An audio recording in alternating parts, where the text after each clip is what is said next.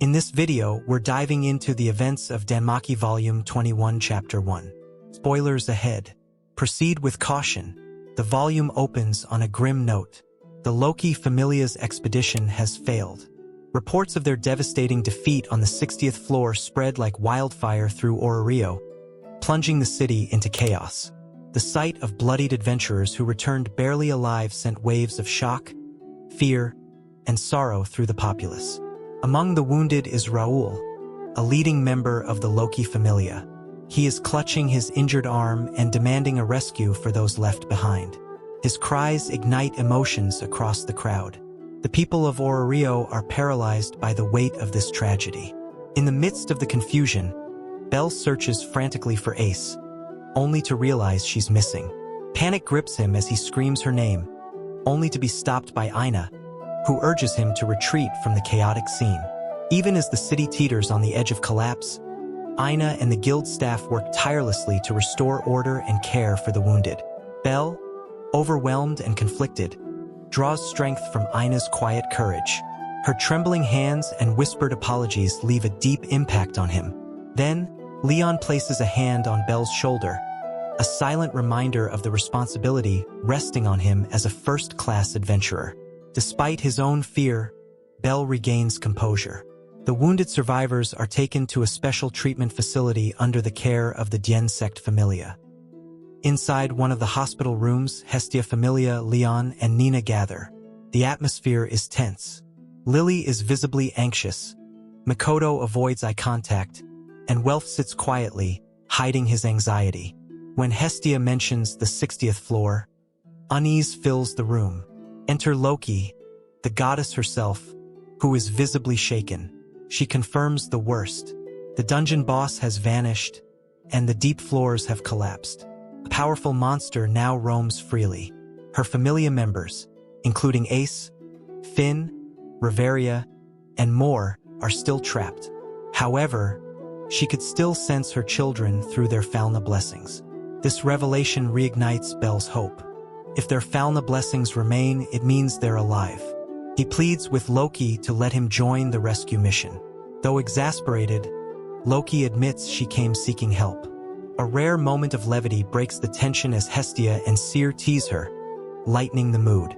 Then, Hedin steps forward, announcing he will lead the rescue operation. His experience from the Familia War makes him the best candidate to command such a critical mission. Belle volunteers immediately, but Hedin orders him to sleep. Literally. Using magic, he knocks Belle unconscious, stating that Belle's fatigue is too dangerous to ignore. Belle collapses, drawing gasps and screams from Hestia and Nina. A golden-haired Renard gently cradles his head while another girl begins treating his burns. The group chastises Hedin's harsh methods, while confusion and fury swirl in the air.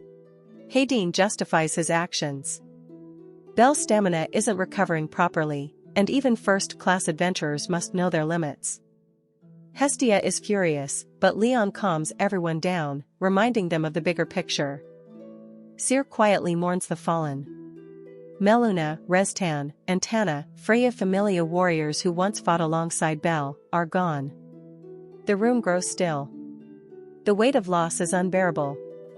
Even Welf, though silent, agrees that Belle needs rest. He's too kind-hearted to carry this sorrow right now. Lily can't believe the Loki Familia was forced to retreat. Names like Finn, Reveria, Gareth, Tioni, Ace, and Tsubaki, some of the strongest in Orario, are still missing. Seer also updates the group about the status of her children. Otto remains on the 49th floor, and Hogni has survived but hasn't returned.